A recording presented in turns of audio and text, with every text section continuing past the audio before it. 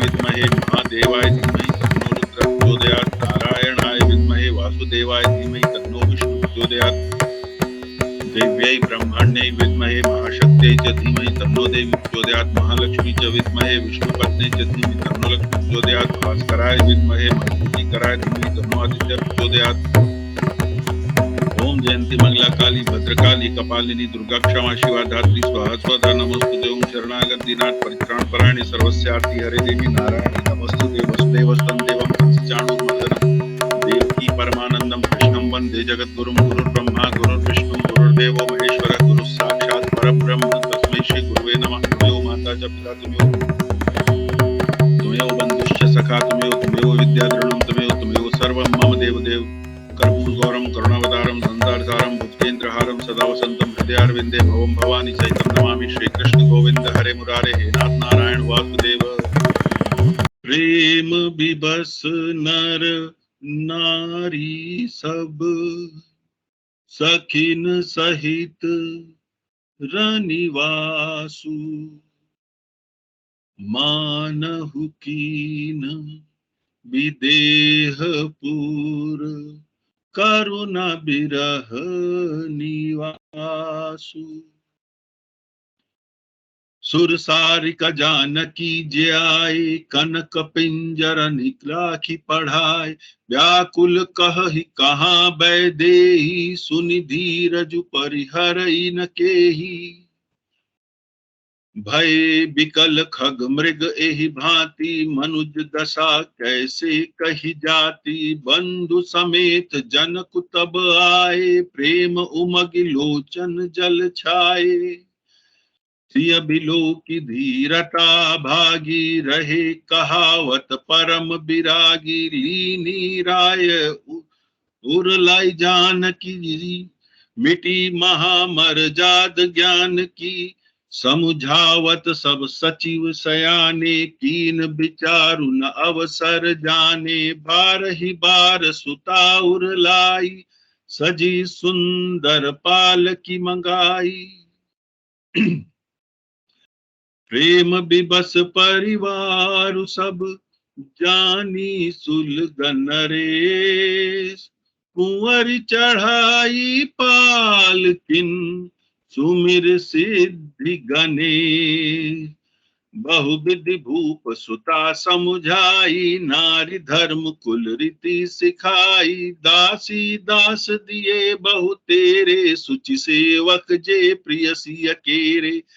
सिय चलत व्याकुलपुर बासी हो ही सगुन शुभ मंगल राशि। भुसुर सचिव समेत समाजा संग चले पहुँचावन राजा। समय बिलो की बाजने बाजे रथ गज बाज बरातिन साजे। दशरथ विप्र बोली सब लीने दान मान परिपूरन कीने। चरण सरोज धूरि धरि सीसा मुदित महीपति पाई असीसा। सुमिरि गजानन कीन पयाना मंगल मूल सगुन भय नाना। सूर प्रसून बरस ही हरसी करहि अप्सरा गान। चले अवधपति अवधपुर मुदित बजाई निशान। नृप कर विनय महाजन फेरे सादर सकल मागने टेरे। भूषण बसन बाजी गज दीने प्रेम पोखी ठाड़े सब लीने। बार बार बिरदावली भासी फिरे सकल राम ही उर राखी। बहुरी बहुरी कौशलपति कहही जनकु प्रेम बस फिरै न चाही। पुनि कह भूपति वचन सुहाए फिरिय महिष दूरी बढ़ियाए। राव बहोरी उतरी बैठाड़े प्रेम प्रवाह बिलोचन बाड़े। तब विदेह बोले कर जोरी बचन स्नेह सुधा जनु बोरी। करो कवन विधि विनय बनाई महाराज मोहि दीनि बढ़ाई। कौशलपति समधी सजन सन्माने सब भांति। मिलनि परस पर विनय अति प्रीति न हृदय समाति। मुनि मंडल ही जनक सिरुनावा, आशीर्वाद सब ही सन पावा। सादर पुनि भेटे जा माता, रूप शील गुण निधि सब भ्राता। जोरी पंक रूह पानी सुहाए, बोले प्रेम जनु जाए। राम करो के ही भांति प्रशंसा, मुनि महेश मन मानस हंसा। करहि जोग जोगी जेहि लागी, कोहु मोहु ममता मधु त्यागी। व्यापक ब्रह्मु अलखु अविनाशु, चिदानंद निर्गुण गुण राशि। मन समेत जेहि जान न बानी, तरकि न सकहि सकल अनुमानी। महिमा निगम ने तिन कही कहई, ज्योतिहु काल एक रस रही। नयन विषय मोह कहूँ भयउ, सो समस्त सुख मूल। सबई लाभ जग जीव कहाँ, भयेषु अनुकूल। सब ही भांति मोहि दीनि बड़ाई, निज जन जान लीन अपनाई। हो ही सहस दस सारद शेषा, करहि कलप कोटिक भरि लेखा। मोर भाग्य राउर गुण गाथा, कहीं न सिराहि सुनहु रघुनाथा। मैं कछु कहूँ एक बल मोरे, तुमरी जहु सनेह सुठि थोरे। बार बार मांगऊ कर जोरे, मनु परिहर चरण जनि भोरे। सुनि बर बचन प्रेम जनु पोषे, पूरन काम राम परितोषे।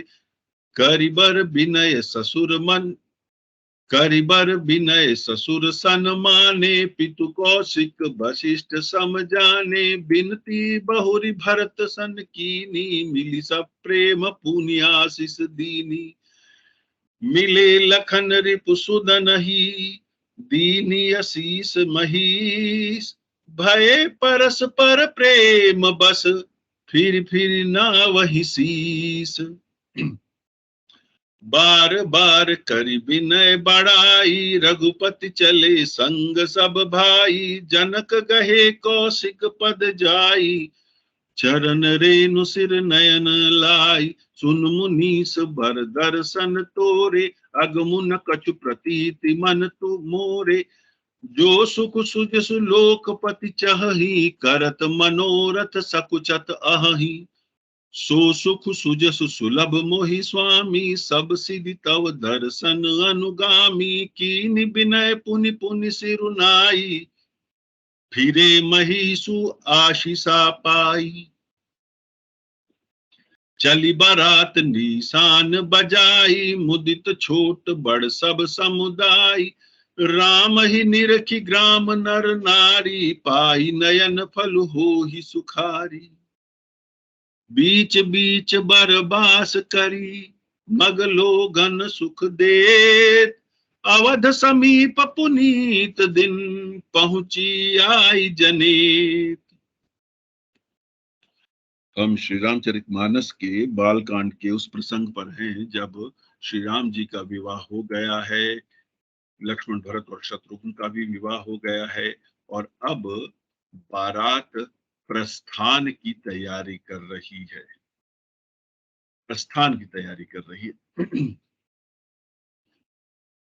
सब स्त्री पुरुष और सखियों सहित सारा रनिवास प्रेम में विशेष वश में हो रहा है। ऐसा लगता है मानो जनकपुर में करुणा और विरह ने डेरा डाल दिया है, क्योंकि अब सीता जी की विदाई हो रही है और सीता जी की अन्य 3 बहनों की भी विदाई हो रही है, जो लक्ष्मण भरत और शत्रुघ्न से भी ब्याही गई है।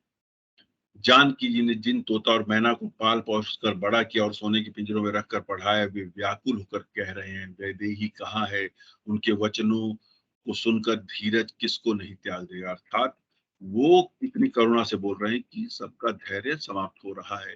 जब पशु पक्षी इतने विकल हो गए तो मनुष्यों की क्या दशा हो। अब ये समझने वाली बात है कि जो व्यक्ति प्रेम करता है, जीव मात्र से प्रेम करता है, तो प्रत्येक जीव उसके प्रेम का उसी अनुपात में बल्कि उससे अधिक संपादन करता है। तो सीता जी ने जिन पक्षियों को पाला था वो भी अब उनकी तलाश कर रहे हैं, उन्हें ढूंढ रहे हैं, क्योंकि उन्हें भी यह अनुभव हो गया है, उन्हें भी ये फीलिंग आ गई है, उन्हें भी ये एहसास हो गया है कि अब सीता जी यहाँ नहीं रहेंगी, वो जा रही है यहाँ से। और सबसे बड़ी बात तो ये कि राजा जनक भी भावुक हो गए हैं। उन्हें विदेह राज कहा जाता था। वह व्यक्ति जिसे अपने शरीर की भी सुध बुध नहीं है, जो किसी भी प्रकार के मोह से ऊपर उठ चुका था, ऐसे व्यक्ति का भी यहाँ पे मोहित हो जाना संतान प्रेम में, यहाँ पे तुलसीदास जी कहते हैं कि कौन सी मर्यादा रह गई। अपने आप को परम वैरागी कहलाते थे। सिय बिलो की धीरता भागी, धीरता मतलब धैर्य समाप्त हो गया। रहे कहावत परम विरागी, इतने बड़े वैराग्य वाले माने जाते थे राजा जनक। लीनी राय उर लाई जानकी, उस राजा ने सीता जी को अपने हृदय से लगा लिया। मिटी महामर्जाद ज्ञान की, मिटी मतलब समाप्त हुई, महामर्याद मतलब महामर्यादा ज्ञान की, ज्ञान की मर्यादा पूरी अर्थ समाप्त हो गया। अर्थात जो इस मामले के लिए या इस विषय के लिए जाना जाता था कि वह ज्ञानी है, वह भावनाओं से ऊपर उठ चुका है, उसकी भी ये ज्ञान की मर्यादाएं टूट गई। सब बुद्धिमान मंत्री उनको जब समझाते हैं तब वे तैयार होते हैं और पालकियां मंगाते हैं उन्हें भेजने के लिए। सारा परिवार प्रेम में विवश है। राजा ने सुंदर मुहूर्त जानकर सिद्धि सहित गणेश जी का स्मरण करके कन्याओं को पालकी पर चढ़ाया। राजा ने पुत्रियों को बहुत प्रकार से समझाया और उन्हें स्त्रियों के धर्म और कुल की रीति सिखाए। बहुत से दास दासी दिए जो सीता जी के प्रिय और विश्वास पात्र सेवक थे। अर्थात पहले बड़े परिवारों में खासकर जो साधन संपन्न थे, वहां पे न केवल विवाह में सामान दिया जाता था, बल्कि सेवक सेविकाएं भी दी जाती थी।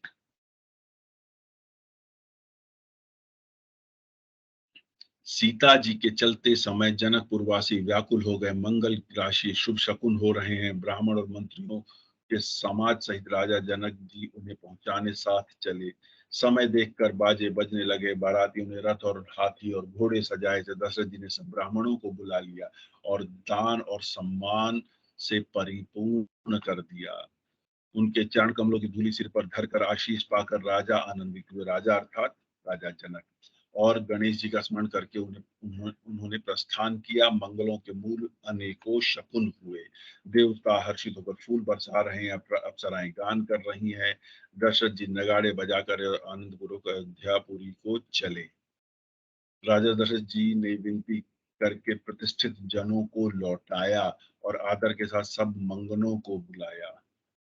जो मांगने वाले थे उनको बुलाया, उनको गहने कपड़े घोड़े हाथी दिए और प्रेम से पुष्ट करके सबको संपन्न कर दिया। वे सब बार बार कुल की कीर्ति का गान कर रहे थे और श्री रामचंद्र जी को हृदय में रख कर लौटे।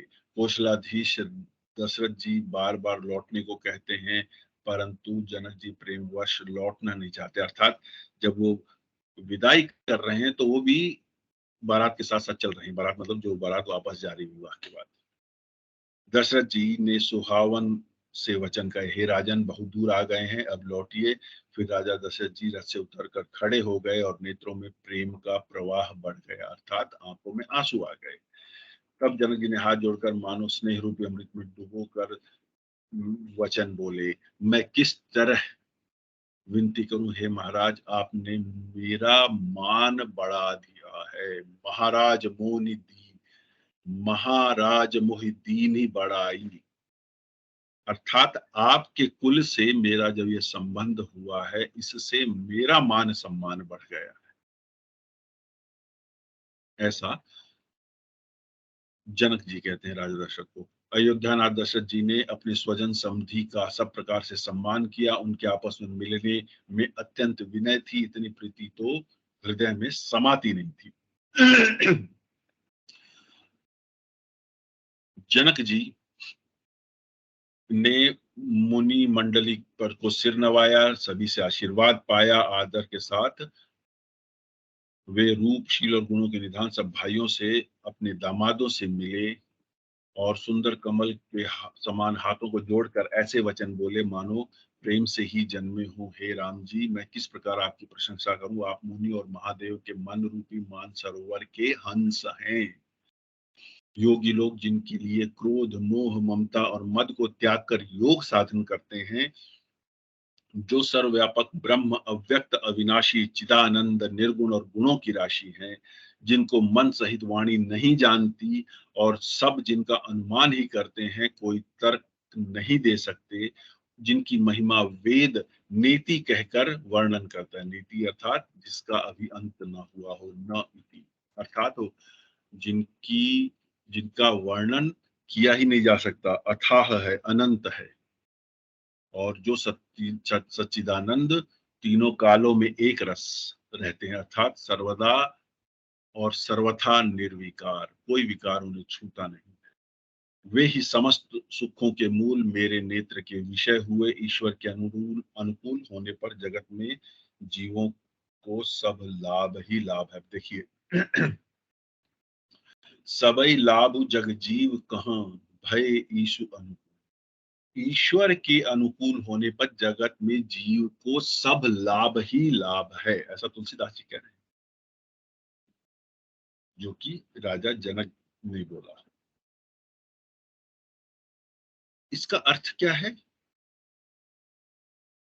ईश्वर की हम मानते हैं सृष्टि है, और वो जो सृष्टि है उसमें नियम भी ईश्वर के हैं। यदि हम उनके नियमों के अनुसार या प्रकृति के नियमों के अनुसार, जो भी कहिए, हम अपने जीवन का यापन करते हैं, तो लाभ ही लाभ है, अर्थात प्रभु की कृपा हमें प्राप्त होती है।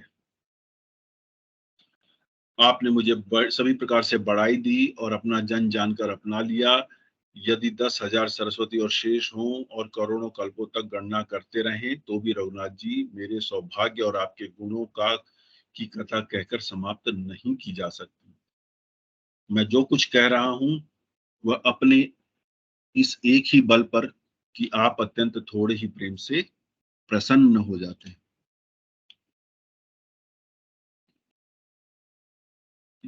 अर्थात क्या है कि श्री राम थोड़े ही भी आशुतोष है। हम आशुतोष भगवान शिव को कहते हैं। आशुतोष मतलब जो जल्दी ही प्रसन्न हो जाते हैं, कहते हैं भोलेनाथ जल्दी पूजा स्वीकार कर लेते हैं। लेकिन तुलसीदास जी यहाँ बता रहे हैं राजा जनक के माध्यम से कि तुम रीजहु सनेह सुठी थोरे, तुम रीझहू, आप रीझ जाते हैं, अर्थात आप प्रसन्न हो जाते हैं। स्नेह सुठी थोरे, थोड़े से ही प्रेम से, अर्थात श्री राम जी का कोई भी प्रेम से चिंतन करेगा तो वह बहुत शीघ्र प्रसन्न हो जाते हैं। मैं बार बार हाथ जोड़कर यह मांगता हूं कि मेरा मन भूल कर भी आपके चरणों को न छोड़े। जनक जी के श्रेष्ठ वचनों को सुनकर मानो प्रेम से पुष्ट हुए पूर्ण काम श्री राम जी संतुष्ट हुए। उन्होंने सुंदर विनती करके पिता दशरथ जी, गुरु विश्वामित्र जी और कुल गुरु वशिष्ठ जी के समान जानकर ससुर जनक जी का सम्मान किया। अब देखिए, ससुर के सम्मान का स्तर क्या है? पिता दशरथ, गुरु विश्वामित्र, कुल गुरु वशिष्ठ जी के समान राजा जनक का सम्मान किया। अभी हम कल बात कर रहे थे कि एक परंपरा चल पड़ी कि सास ससुर को भी अंकल आंटी कहने लग गए। यहाँ पे पता लगता है कि वो दूसरे माता पिता हुए। फिर जनक जी ने भरत जी से विनती की और प्रेम के साथ मिलकर उन्हें भी आशीर्वाद दिया। फिर राजा ने लक्ष्मण जी और शत्रुघ्न जी से मिलकर उन्हें आशीर्वाद दिया। वे परस्पर प्रेम के वश में होकर सिर नवाने लगे। बार बार ही कर विनय बढ़ाई, जनक जी ने बार बार विनती और बड़ाई की और रघुनाथ जी सब भाइयों के साथ चले। जनक जी ने जाकर विश्वामित्र जी के चरण पकड़ लिए, उनके चरणों की रज सिर पर और नेत्रों पर लगाई। यह ऋषि का सम्मान है और उन्हीं की कृपा से राम यहाँ आए, स्वयंवर में भाग लिया, स्वयंवर उन्होंने जीता और सीता जी से उनका विवाह हुआ, श्री राम जी का। हे मुनीश्वर सुनिए, आपके सुंदर दर्शन से कुछ भी दुर्लभ नहीं है। मेरे मन में ऐसा विश्वास है, जो सुख और सुयश लोकपाल चाहते हैं, परंतु असंभव समझकर जिसका मनोरथ करते सकुचाते हैं, हे स्वामी, वही सुख और सुयश मुझे सुलभ हो गया। सारी सिद्धियां आपके दर्शनों की अनुगामिनी अर्थात पीछे पीछे चलने वाली हैं। इस प्रकार बार बार विनती की और सिर नवाकर उनके आशीर्वाद पाकर राजा जनक लौटे। डंका बजाकर बारात चली, छोटे बड़े सभी समुदाय प्रसन्न हैं। रास्ते के गांव के स्त्री पुरुष श्री रामचंद्र जी को देखकर नेत्रों का फल पाकर सुखी होते हैं। अब अंततः बारात वापिस चल पड़ी है, दुल्हन को विदा करा के। आज यही विराम लेते हैं। महादेव के आशीर्वाद से आगे की कथा कल करेंगे। और मेरे पठन पाठन और व्याख्या करने में और उच्चारण में जो भी त्रुटि हो उस वह मेरी है, उसके लिए मुझे महादेव क्षमा करें। और जो कुछ भी वेद सम्मत, शास्त्र सम्मत, संस्कृति सम्मत, तुलसी सम्मत, राम सम्मत, शिव सम्मत है, वह उनका है, उनका उनको अर्पण। जो लोग इस समय मेरे साथ इस सभा में जुड़े हैं, मेरी महादेव से प्रार्थना है कि वे सभी, उन सभी का जीवन सुखमय, मंगलमय और वैभवशाली हो। हर हर महादेव।